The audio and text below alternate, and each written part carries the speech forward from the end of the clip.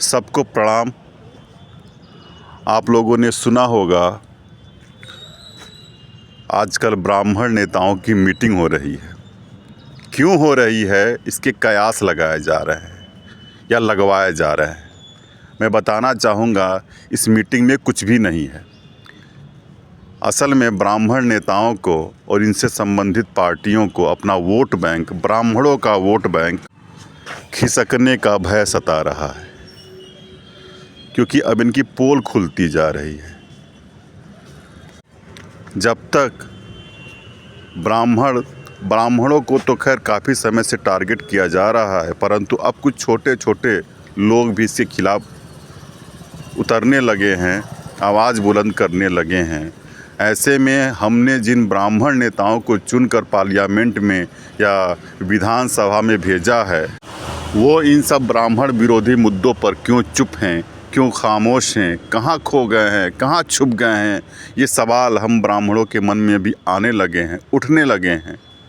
ऐसे में अपनी मौजूदगी दर्ज कराने के लिए एक छोटा सा प्रयास किया गया है, परंतु पूरी मीटिंग के बाद आज तक जितने भी और उससे पहले जितने भी नेतागण हैं, इनके ज़ुबान से IAS संतोष वर्मा का नाम तक नहीं फूटा।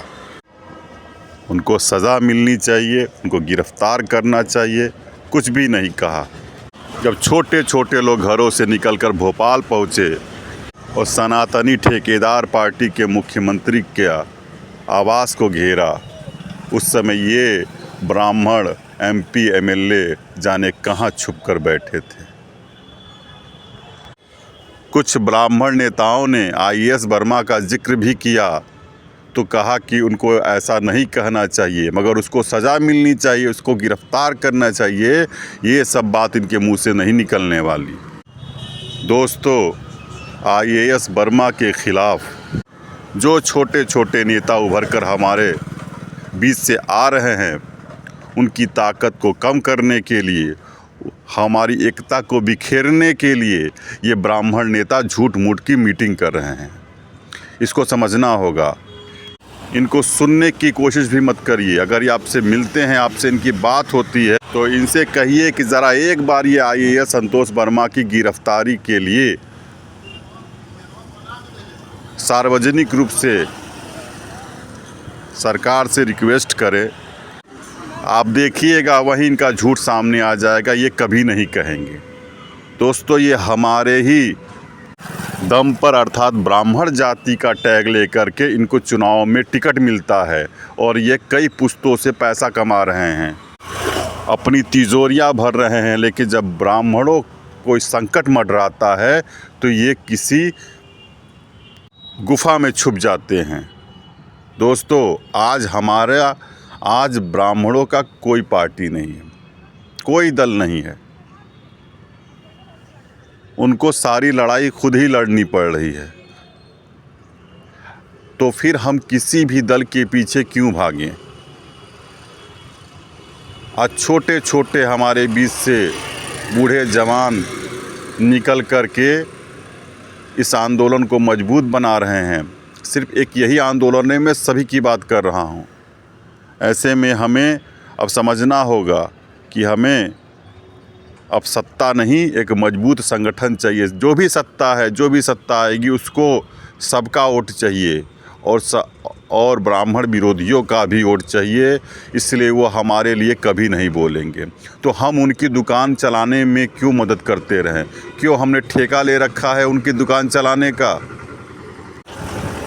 एक बात और कहूँगा, जो ब्राह्मणों का सम्मान नहीं करता, जो पार्टी सम्मान नहीं करती, उसके लिए नहीं लड़ती, वो सनातन का क्या सम्मान और सुरक्षा करेगी? ये एक झूठ है।